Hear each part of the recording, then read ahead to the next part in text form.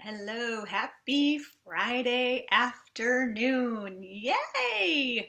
So, I'm going to start talking about something that is super important that unbelievably a lot of people don't know about. So, when I'm working with clients, this is something that's often not thought about because everyone's only thinking about diet and exercise.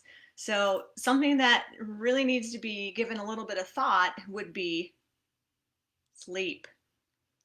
Sleep is so important on whether or not you're going to lose weight and how fast you're going to lose it. So, a lack of sleep affects weight loss and mood and concentration, your memory, libido, job performance, and your metabolism. So, those are some key things that you do not want to go awry, right? And you can probably see how they're going to affect how you function the next day or the day of not having good sleep. Because when you're tired, you have less mental energy or less mental focus to make good food choices. So even as we age, it's even harder for us to sleep. So I generally work with women in their 40s or older, and it just keeps getting harder to get to sleep. But a lot of times it's basically just because we're just so busy and our minds are so busy and we're on our cell phones all the time and we just don't take a break for ourselves. We're like supercharged right before we go to sleep.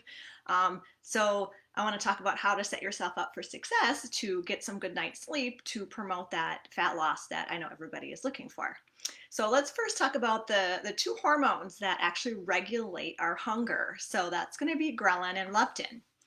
So they are affect our sleep, and ghrelin, you may have heard this before, but ghrelin stimulates your appetite. Okay. And when leptin decreases it. So we've got ghrelin and leptin. Ghrelin stimulates, leptin decreases your appetite.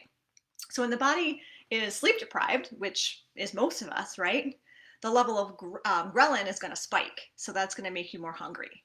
So you've got a hormone in there that's already not helping you out. So in order to get that hormone that we all have under control, we need to control our sleep. So while the level of leptin falls, ghrelin is taking over, that leads to increased hunger. Okay, so you're already setting yourself up for a bigger hurdle. Not that you can't do it, but it's just a bigger hurdle if you're only getting 5 hours of sleep or you're waking up all the time. Sometimes it's just drinking too much water before bed. I have a lot of times I'm working with clients and they drink way too much water at the end of the day and they drink it right before they go to sleep. So guess what? They wake up 3, 4 times in the middle of the night and go to the bathroom. So when you play with your water intake, that really changes how your quality of sleep is going to be. So here are some more tips for better sleep, because I know we all want better sleep. So social media. I know it's really hard right now with everything that's going on, but we need to pull ourselves away from the world and away from all of the negativity. Even if it's fun little pictures of porcupines eating pumpkins, which is absolutely adorable this time of year, it still stimulates your brain and it's giving you that white light, or it's considered blue light, that keeps your eyes awake. So it's stimulating your brain. Okay, it's not just activity, it's actually happening in your brain. So if you take that out, so any kind of like electronic devices, Kindles are okay. They're designed for that. You can also put an amber screen on your phone, which will help, but it's still best to not have any kind of screen time an hour before bed. So grab that ancient hard-covered book and start reading. All right, and then the next one you can do is taking deep breathing 30 minutes before you're going to go to bed. So you can put a little timer on your phone to remind yourself just to do some deep breathing. It doesn't have to be crazy long. It can be just like 2 minutes of deep breathing just to tell your brain that it's time to relax and it's time to switch over to the next phase of the day. In this terms, going into nighttime. Again, let's talk about that blue light. So blue light's not only it's not just blue. So blue light is the white light, all the stuff that's coming off of your computer screens, but it also includes making sure that you're not having these bright LEDs in your room. So I had to go through and put tape all over my LEDs in my room because it was driving me insane, and it was affecting my sleep. So try to cover those up as much as you can, or if you need to, just put a eye mask on. But if you are dead set and have to read something on your computer before you go to bed, you can buy yellow lens glasses. So this is going to cut that blue light down. So it's going to restrict the damage it does.